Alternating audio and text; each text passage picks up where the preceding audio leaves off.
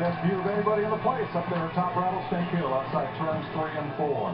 It is a gorgeous day in Phoenix. Temp is headed into the 80s, the asphalt 105, a light breeze out of the northeast, warm and sunny. I like it hot. I like it slick. Boogity, boogity, boogity. Let's go racing, boys!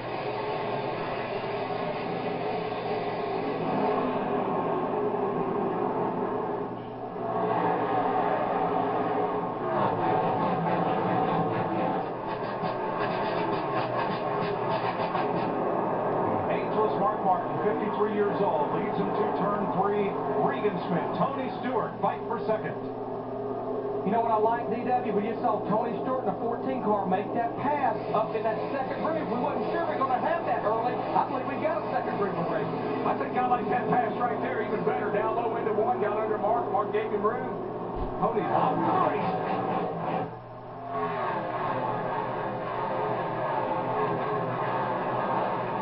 A big stack up as Mark Martin backs up in the middle of the field. They were 3 wide going into 3. Boy, Mark's car looked like it got real loose going up through the dog leg back there.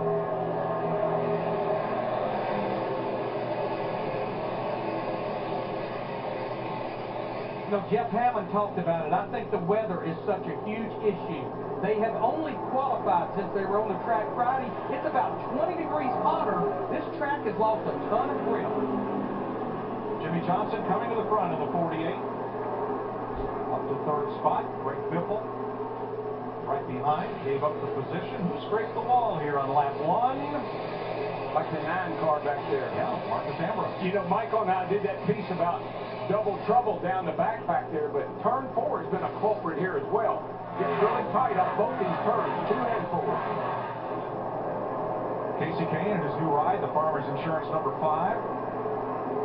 Battling Mark Martin on the inside. Ryan Newman just behind them. You know, Mike, Larry, Mark Martin in the 55 is not someone that will challenge you real hard right now. You get a little nose under him, get a little position on him, he's going to keep it to you. He's really running very cautiously at this point. Montoya takes over 5th in the 42 from Kevin Harvick. We interviewed Juan a little earlier in the weekend, and you could almost hear the relief in his voice to get here and put that situation at Daytona with the jet drive behind him.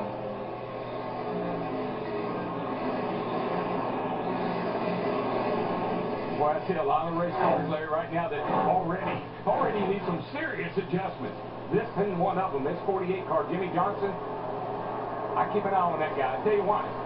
Casey Kane won this race, and when Casey Kane and Kenny Francis came to work at Hendrick Motorsports, I really think they helped this 48 team, particularly here in Phoenix, where they struggled last year.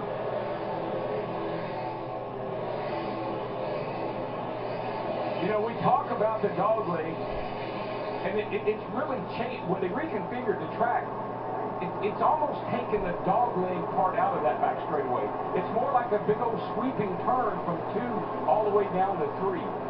It is. It's kind of like a big arc. Yeah. Got about 100 suggestions last night on Twitter what to call it since it's no longer a dog leg, and we'll share some of them with you later on. Steve? Mike, an update on Mark Martin in the 55, the pole center. He is perfectly fine. He just told his crew, don't worry about it. It was a little loose coming in, but we're going to be just fine. And Steve, I almost believe we've been talking about it all weekend. They start the air pressure down in these tires because they know how much pressure they're going to build over a long run, and that will make a driver feel loose. Yeah, and of course, these tires don't have interladders in them like we do at some of the super speedways, and so that even makes the tires even feel like more of a big bowl of jelly when the pressure is low.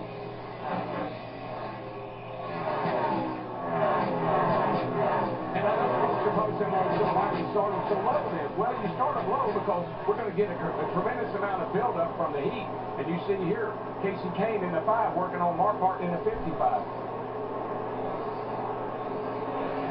I think to support what we're talking about, we're looking at our scoring monitor. We're here on lap 9, and every lap keeps getting quicker. It's because the air pressure is coming up in these tires. Now, eventually, it's going to cross the fence, and you'll start to lose grip because of laps on the tires and too much air pressure. And eventually, being in about a lap or two, Jimmy Johnson is going to catch Tony Stewart for the lead. So, Larry, if you lead Daytona, you got negative points coming to the next race.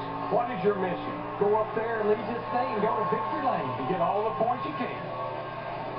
A new view from Clint Boyer's front bumper as he runs in 16.